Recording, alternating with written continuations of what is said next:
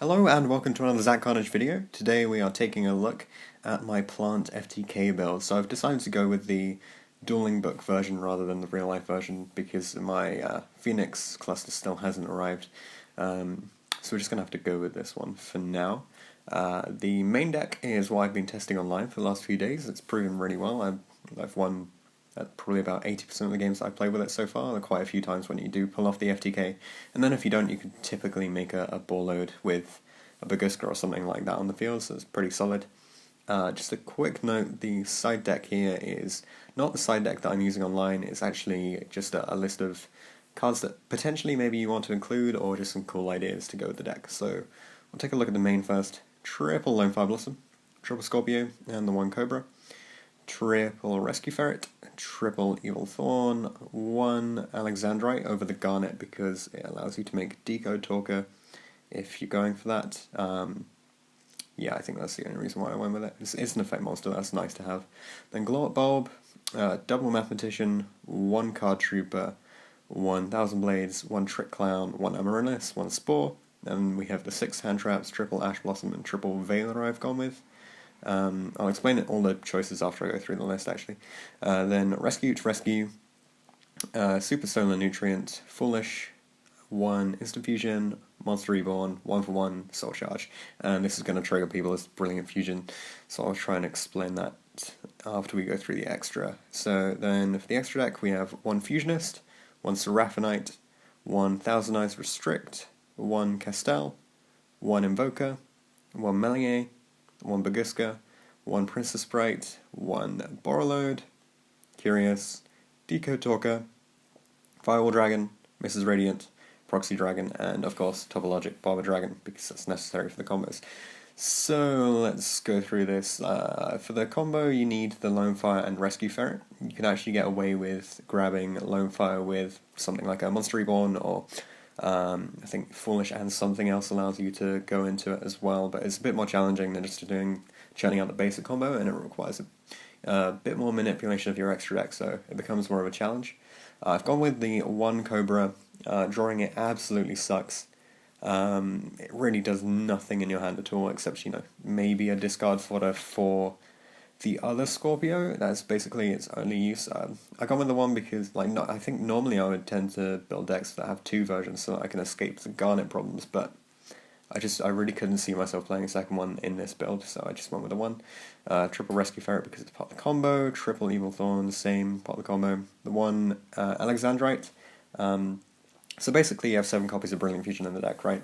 Because you have the 3 Lone Fire, the 3 Scorpio, and the 1 actual Brilliant Fusion. So I think you can get away with 1. If you push it up to 9, I would play 2, and then we'd have to go for some other ratios. With this, you've only got the 6 ways of seeing something where you need it in the deck, so I think it's probably fine with that, just 1. The Glow Up Bulb allows you to make combos a bit more easily. So on its own, Glow Up Bulb is a good card because it's 2 materials.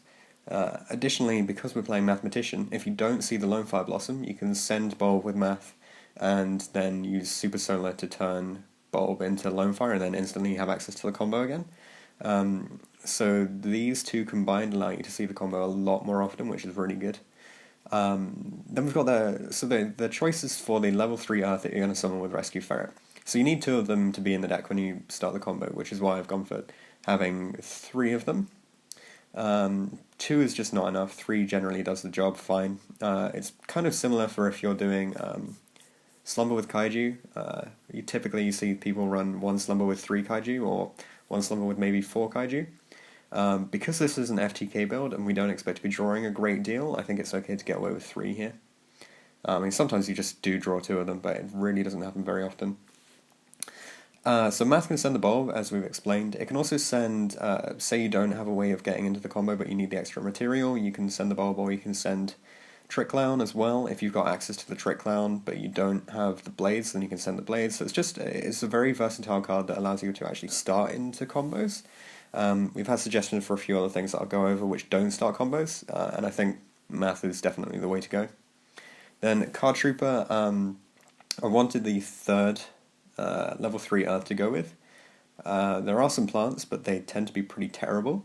Card Trooper is one of these guys that can actually get your combo live if, say, you get interrupted partway through. If you can bring out a Card Trooper, you can just start milling stuff and it can go live. Obviously, anything you bring out with Rescue Ferret is redundant, so like there are a lot of things that you could bring out which would just be useless. But but having Card Trooper as a card that you can start from, if you don't see the combo, is just a good way to move forwards. 1,000 Blades is necessary for the combo. Trick Clown, again, necessary for the combo. You often find that if you can't get through the combo because you get stopped or you get or you don't see it, that these two guys on their own can put you through a lot of games, because setting up Baguska and then just being able to keep recycling materials and getting yourself into a position where you can OTK is really good. So these allow you to do that, which is nice. Amaryllis, of course, for the combo, just do the tons of 800s until you win the game. That's basically all it is. It's surprising how many people need you to loop it the whole way and don't spot all the plants in your grave, but oh well, you know, that's how it goes. Then the one spore, this is I think it's the only plant in the deck which is not actually relevant to the combo, so everything from here upwards is important for the combo. You only have to see 2 of these, obviously. You only have to, as part of the combo, when you actually get it going, you only need to see 1 of these, and you'll go through all 3 of these and 1 of these guys. But everything above here is necessary for it to go live. So there's a lot of stuff that you need to be in the deck, but it tends to work out okay. And there's one card that I haven't actually put in the extra, but I'll just remind myself to deal with it later and talk about it. And for the hand traps, I'd like to run 9, but there's only space for 6 at the moment because I'm trying to get it to be fairly consistent. So we've gone with 3 Ash Blossom. Initially this was Droll, because you want something that's turn-ending, basically. There aren't a lot of options that you can go with. Droll does end turns for a lot of decks. Ash Blossom tends to be a bit more versatile in what it can actually stop. Vela is in here because it stops them, so typically you would see people play triple Ash and triple Ghost Ogre. And the problem with Ghost Ogre is that it removes a threat from the opposing field, but you just don't care about the opposing field at all. You know, there's no point in running Raigeki, Darkhold, etc., unless your opponent puts up a monster that does negating stuff. And if they put up a monster that does negating stuff, then all you can do is destroy it after it negates your combo, so that would be completely pointless. So Veiler is in here to stop your opponent from getting to a position where they have a negate on board. It could be Gamma. It's another option. The only issue is that Veiler becomes live a little bit more often, and you have so many cards that you just don't want to draw in the deck, so adding in that additional driver is a real pain, so I just went with Veiler for now. If you think you've got a better idea, or you want to talk through your reasoning behind playing a different hand trap, please leave that in the comment section down below. I definitely want to improve the deck where I can. But, you know, it's just a plant FTK deck, so it's not going to be the most fun, but being able to do the combo is kind of cool. Then after that we got the 3 Rescue. It's just the other 3 copies of Ferret. The great thing about this is when you do resolve Ferret, it goes back into the deck, so you can then this suddenly becomes live. There are so many good traps in the game that setting this, if you've already got your Ferret and done and you can go through a combo, if it gets stopped partway and you have to set one of these as a bluff, there are so many good traps in the game, and the Scapegoat is a thing that people will actually try and play around it, which is great. Super Solar Nutrient. So this is a card that I haven't actually featured in the deck previously, and I've been testing it specifically with the plant FTK build as opposed to plant Link build. And it's actually really good, because any Evil Thorn, Glow Up Bulb, Spore, or the Mathematicians and Card Trooper with good mills, all of those suddenly become Lone Fire Blossom. Even if you and the 1-for-1 as well can become a Lone Fire Blossom, so it's a really good option to have. It's just that additional 3 combos. You know, Foolish with Super Solar Nutrient gets you half of your combo pieces already. And if that's halfway to an FTK, I think using it the 2 cards is probably worth it. It works out so well, so I definitely think it's worth running. You just have to be careful that you play everything in the right order. You don't actually want to, so if you have the Evil Thorn,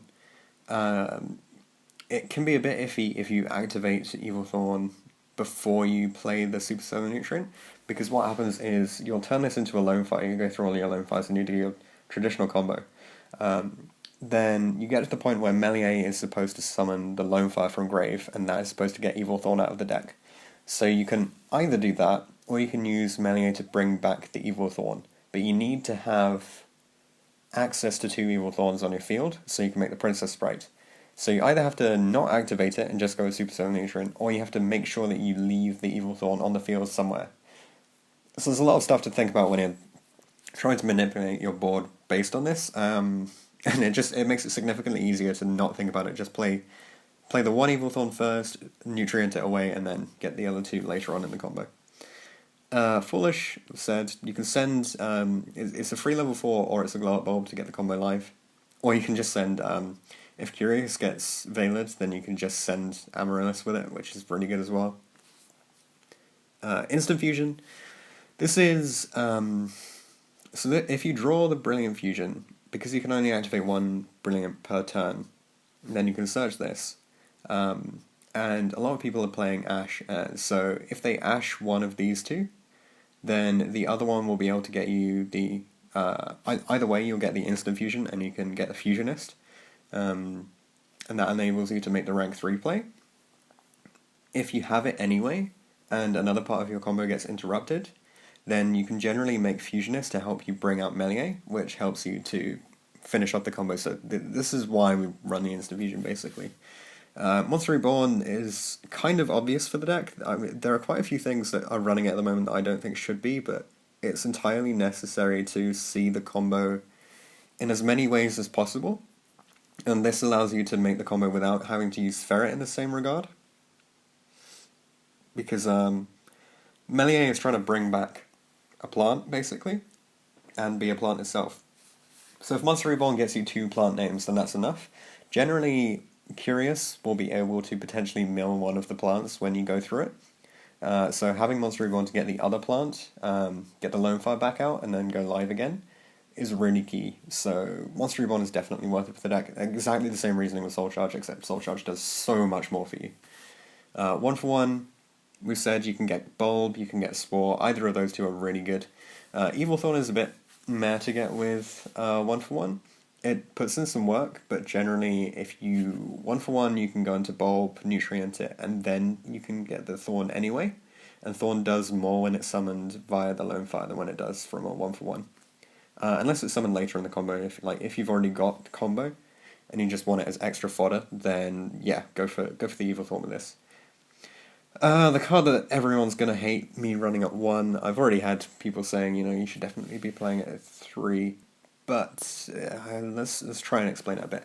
So, what does Brilliant Fusion actually do? It sends Trick Clown, which is good in general. It also sends Alexandrite, so you don't have to draw it, but you only care about the first turn, so it doesn't really matter. And it brings out a Seraphonite, so you get an additional normal summon. Now, you don't want the additional normal summon at the start of the turn, so you don't want to. There's no point in seeing Seraphonite at the beginning of the turn. You don't want Trick Clown to be sent to the grave at the start of the turn because you want Thousand Blades there already. So seeing Brilliant Fusion before you sent Thousand Blades does nothing for you. It puts a defensive monster with 0/0 stats on the board and gives you an additional normal summon. That normal summon will generally do nothing.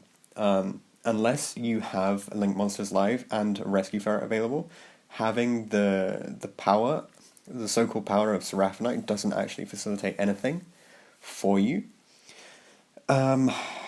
And then, okay, so if it gets Ash Blossomed, then you're stuck anyway, right? If you had the second version, then you wouldn't be able to activate it, so it doesn't matter. You can go up, and it's exactly the same with any spell trap removal. If, say, you've ended up with second turn, and you have to power through it, having a second copy of Brilliant Fusion does nothing for you. Basically, the reasoning is, this card only does something if you've already started to combo. If you haven't started to combo, at most you're going to get like a Decode out of it, or a Curious out of it, maybe. It's very iffy about getting a Curious, but you could probably get a Decode out of it. Decode in itself does very little, because you'd need an additional monster for it to be pointing to in order to stop any negating effects. This is basically only here because sometimes you can beat over stuff with it. So there are very few situations in which you'll actually need to beat over stuff, because you're playing the FTK build. if you had the additional monster for Deco Talker to point to in the first place, then there is very, very little reason why you wouldn't just make Borlo Dragon, which is a much better card. So, it's kind of... I don't know, it's kind of messed up how you should want to play 3 Brilliant Fusion, because it's in itself is a fantastic card. It has a lot of potential in many, many decks. Within the context of this deck, it doesn't do enough to justify being run at 3. Because it only does something if you see it following on from a Lone Fire into Scorpio, etc. Otherwise it does nothing. If you have gone into Lone Fire, Scorpio, and Cobra, then you search it. So it doesn't matter whether there's 1 or 3 in the deck, because it's going to end up in your hand that way. So that's why we play it at 1. If you want to argue this point, then feel free to drop a comment below, or preferably actually hit me up on the Facebook page. There's a link to it in the description, so we can actually try and discuss this a bit more. Let's quickly run over the extra deck. We said Fusionist, about what it does. Seraphonite is part of the combo. Downrise Restrict is kind of funny, because in the same way that the OCG build of this works, you can just use Instant Fusion to take something and then turn it into a proxy or a necessary material. Castel, when you get into the grind game, when you're starting to do the Blade Clown shenanigans, you focus on running the Baguska and the Castel in order to deal with problems. They're basically your only way to survive, unless you can get into ball load and then just win through that. Melier and Invoker are part of the combo. A Princess Sprite is part of the combo as well. Amazing when you can when you can reveal Monster Reborn or something with this. It's so good. Ball load, as we said, is the defensive card basically that allows you to play the game even if you don't see the FTK. Curious is necessary for the FTK. Decode, I want to change this to something better, but there isn't something better yet. I just want another 3, because this doesn't do anything significant. It's nice that you only need 2 effect monsters, but that's not enough to justify it really being in the deck.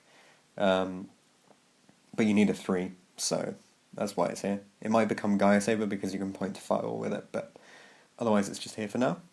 Generally, if you can make a combo that's big enough to make Decode and Firewall, or what would be Gaia and Firewall, then you can FTK anyway, so it shouldn't matter. Firewall is in here because sometimes you can't actually make it into ball load with Baguska, so you can try and push your way through by making Firewall proxy, but that's not very much, and you should generally just scoop in those situations. This is Radiant as part of the combo. Proxy you tend to build by making Instant Fusion, taking something, and going through Thousand Eyes Restrict. And Topo is part of the combo. So I'm going to try and get through these side deck suggestions as quickly as possible. So Droll, as we said, is turn ending. Gamma is slightly better than Vela, but it has the downside of having the Garnet in the deck. I think you should play this if you are comfortable with having that additional risk. Ghost Ogre, we said, doesn't really do enough for the deck to justify being in here. Then we got some options for the level 3 plants. Level 3 Earth monsters. So initially I was playing Construction Train Signal Red, because sometimes you can't make the combo, and this keeps you alive. It's a level 3 Earth to go instead of Card Trooper or Math, but these guys are just better because these can actually start things off, which this does not do at all. Flowerbot, people keep telling me I should be playing. Now the issue with this is, so it's great that it's a plant, that's really good, because it means that you can make your cluster live significantly faster. But it has the major issue, it does nothing if you draw it in your opening hand. You know, Mathematician allows you with Nutrients to start making plays. Even on its own it gets you an additional monster at least, and Card Trooper has potential to do that. Whereas Flowerbot, if you draw it, will just cycle something from your hand, which is not enough to keep going. Because you won't have enough summons to be able to do stuff. So if we were playing the 3 Brilliant Fusion, then you might be able to add the Brilliant Fusion. But then you get 1 additional summon, which will be your Lone Fire, and then you don't have the other summon to bring out the Rescue Ferret, so it's no good and it doesn't get you the FTK. So this has no way of bringing you the FTK, which is really awful, which is why I'm not running it. If you are running it, you don't have to go through the full FTK combo. You can kind of stop shortly after Melier. You don't have to make the Princess Sprite and stuff. But if you're able to make Melier and Princess Sprite anyway with a better card in the main deck, and you can play stuff that actually starts a combo, why would you play something that's just less good? That's what I don't understand. Then we have cards which are funky, but don't really do anything. So there's Intercept Tomato, which have a quick read of the effect now. This is the ultimate card to be siding against this deck if you're playing the mirror match, because you can send it with Lone Fire and Foolish and stuff. So this just wins the game. Your opponent can't FTK you. If you can set up a board with this, and like say you don't see the FTK combo, but you have a way of getting this into the grave and setting up a decent board, then you'll just win the game off it, which is really funny. Plus, it makes Super Summon Nutrient live because you only need a level 2 or lower plant type monster, so that's kind of cool. Samsara Lotus is what I was playing around with before there was a way to FTK, and this is just funny because it's very easy to put this into the grave, bring out Topo, and then when Maxi was a card, you could bring this out, and then during the end phase keep summoning it over and over again, and basically you just won because your opponent drew until they decked out, which was kind of fun, because there wasn't really anything that they would be maining that could stop this from keep going live, which was interesting. Then Snapdragon is a funky but still a terrible card. So when it's sent to the grave, banish one random card from your opponent's hand until the end phase. So it's less good Omega, because it's only until the end phase. You're going to be sending it during your turn, which means you get to look at a card in your opponent's hand, so it's free information, right? But unfortunately, it doesn't stay there, so they get it back immediately. So yeah, it's probably not worth running, but it's a fun card to mention. Linkaribo. If we were playing a slightly different version of this build, you could probably get away with Linkaribo. You have to make space for it, obviously, in which case... what's in here that's not good enough? I guess you could get rid of Thousand Eyes Restrict. So if you tried to get rid of one of the Link monsters, you could get rid of Decode Talker maybe. Otherwise you'd get rid of the Proxy. If you get rid of Proxy, then you have no way of linking away your TR unless you start getting into bigger combos, which, if you're in that situation, is unlikely. So probably this guy, because Fusionist is good enough. Gaia, as I mentioned, could potentially replace Decode. Then we got some level 3s, rank 3s that could come in if the grind game seems like something that's going to happen a lot. It doesn't actually happen too often because you tend to be able to combo. But if I change out the build and it becomes a bit less consistent for the main FTK, and it seems like I'm going to hit the grind game more, these two could be very viable.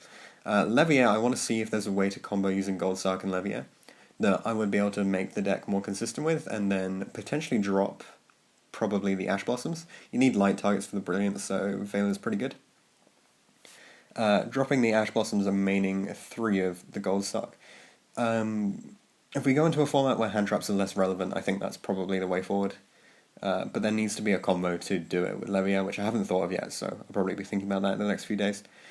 Scapegoat makes an honourable mention because it's such a good card on its own. Honestly, I think this is one of the best cards in the game at the moment. It's one of my favourites. There's no way to run it in this deck, unfortunately, because you just can't get away into ball load, which is sad, which is what you really want it for. But if we manage to fit in Linkaribo, then this could be really good. Then, for actual siding, you do need ways to out back row. You don't tend to need ways to out monsters. So Hatronade is one of your best options, just because you only need the single turn in order to deal with stuff. I don't think you can play Twisters, because you need the cards to combo with. So you could maybe run Cyclone because you don't care about life points anyway, but Hatronade seems like the best one that you can go with at the moment. So that's been it for the Plant FTK build. Please let me know any comments or suggestions that you have. This is what I've been running, and it's been really good recently, actually. It's very consistent with making the FTK. I have a really high win rate with it, compared to what I thought it would be like. I really thought I'd only win about 50% of the games with it, because you just get stopped by hand traps. So surprisingly resilient in what you can do with the extra deck. Thanks for watching this video. If you have any comments or suggestions, leave them in the comment section down below. Don't forget to argue with me about Brilliant Fusion on Facebook. And stay tuned for things like Top Deck and more Plant FTK videos. I'll see you guys in the next one.